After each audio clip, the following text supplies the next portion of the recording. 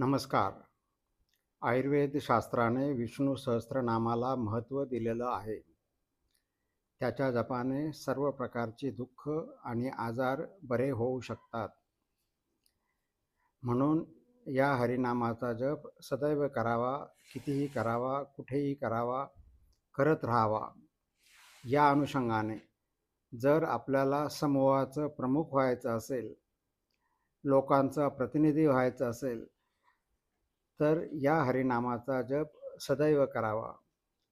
ओम प्रजापतये नमः. ओम प्रजापतये नमः. प्रयत्न करत राहा.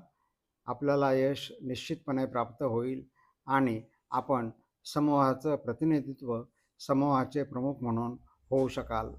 धन्यवाद.